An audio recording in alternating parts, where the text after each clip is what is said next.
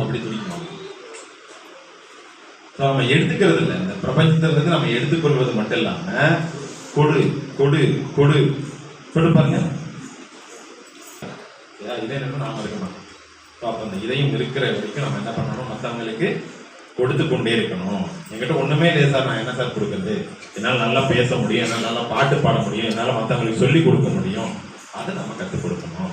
நான் நல்லா படிக்கிற அந்த வகுப்புல அப்படின்னா நல்லா படிக்காத ஒரு மாணவர் இருப்பார், அந்த மாணவருக்கு நாம கற்றுக் கொடுக்கணும். சரியா?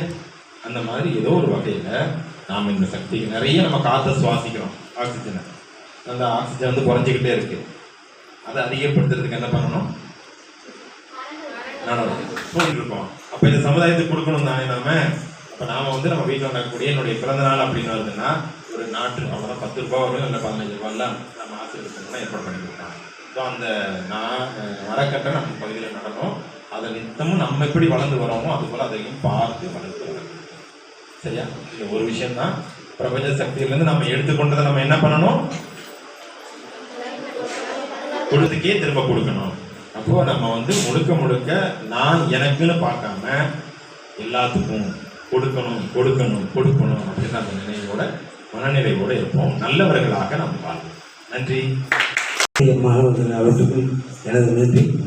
முக்கியம், இன்னைக்கு தலை குனிஞ்சு படித்தா நாளைக்கு தலை முந்த நடக்கலாம். அதான் மெயின். அதாவது ஒருத்தர்கிட்ட கேட்டேன், என் நண்பர் ஒருத்தர், உங்கள் பையன் என்ன படிக்கிறாரு? அவன் படித்து முடிச்சுட்டேன் அப்படின்னாரு. படித்து முடிக்கிறதுக்கு வயசு தான் இருக்காங்க, படிச்சுட்டு இருக்கலாம்.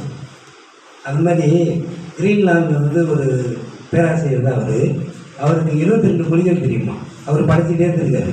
அவர் வீட்டுக்காரங்க சத்தம் போட்டிருக்காங்க, என்னையா எந்த நேரமும் மொழியை படிச்சுக்கிட்டே இருக்க சத்தம் போட்டிருக்காரு. அப்போ வந்து ஒரு ஒன்று சொல்ல படிச்சுட்டே இருக்காரு. அப்போ பார்த்தீங்கன்னா அந்த நாட்டில் வந்து ஒரு விமான நிலையத்தில் வந்து ஒரு வெடிகுண்டை வந்து அவங்களுக்கு உதவி கண்டுபிடிச்சி சொல்லி பல மொழிகளில் பேசி பார்க்குறாங்க. ஆனால் அந்த நாய்க்கு வந்து எந்த மொழிக்குமே தெரியல, அது வாழாட்டெல்லாம் அது பேசாமல் இருக்குது. அப்போ அந்த மொழியை பேச தெரிஞ்ச நாயை மொழி தெரிஞ்ச எவனா இருக்கேன், யாரா இருக்கா, எங்கே இருந்தாலும் தேடி கண்டுபிடிக்கண்டா அப்படின்னு சொல்லி தேடி பார்க்கல இந்த பேராசிரியர் கழிச்சிட்டாரு.